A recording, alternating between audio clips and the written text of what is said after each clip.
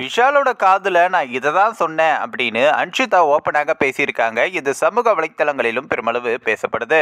விஜய் டிவியில் ஒளிபரப்பாக்கி வரக்கூடிய big pass நிகழ்ச்சியில இருந்து வெளியேறிய நடிகை அன்ஷிதா வெளியே வந்ததும் தன்னுடைய முன்னாள் காதலரை பிரேக்கப் செய்து விட்டதாக சமீபத்தில் பேட்டி ஒன்றிலையும் கூறியிருக்காங்க. இது சமூக வலைத்தளங்களிலும் பெருமளவு பேசப்படுது. அதாவது விஜய் டிவியில் தற்பொழுது பிக் பாஸ் சீசன் 8 நிகழ்ச்சி ஒளிபரப்பாக்கி வருது. இந்த பிக் பாஸ் வீட்டுக்குள்ள இருந்து சமீபத்தில் தான் நடிகை அன்ஷிதாவோ வெளியே வந்திருந்தாங்க.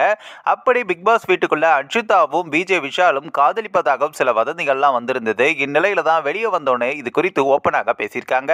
அன்ஷிதா அந்த வீட்டை விட்டு வெளியே வரும்பொழுது விஷாலுடைய காதுல ஏதோ சொன்னாங்க. என்ன சொன்னாங்க அப்படின்னு ஒரு கேள்வி கேட்கப்பட்டது. அதுக்கு அன்ஷிதா பார்த்தீங்கன்னா, விஷாலுடைய பழகியது நான் நட்பாக தெரிந்தாலுமே வெளியே இருக்கக்கூடிய முன் விஷாலில் காதலில் ஏதோ சொன்னாங்க அப்படின்றது என்ன விஷயம் அப்படின்னு நிறைய பேர் கேட்குறாங்க. தன்னுடைய காதலை தான் அவர் கூறினார் அப்படின்னு சிலர் சொல்றாங்க. இது குறித்து ஒரு விவாதம் தான் அப்படி போயிட்டே இருக்கும் பொழுது பார்த்தீங்கன்னா, நான் இந்த ஒரு விஷயத்தை கிளாரிஃபை பண்ண விரும்புகிறேன். கடந்த 3 வருஷமாகவே நான் அர்ணவை ஒரே சீரியலில் இருந்து நடித்தோம். மற்றொரு பக்கம் இருவருக்குள்ளும் நல்ல நட்பு இருக்குது. ஆனால் நாங்கள் காதலிக்கலை அப்படின்னும், நான் என்னுடைய முன்னாள் காதலனால் பல கஷ்டத்தை அனுபவிச்சிருக்கேன். வெளியே போனதுவே முதல்ல அவரை பிரேக்கப் செய்வேன் அப்படின்னு சொல்லியிருந்தேன்.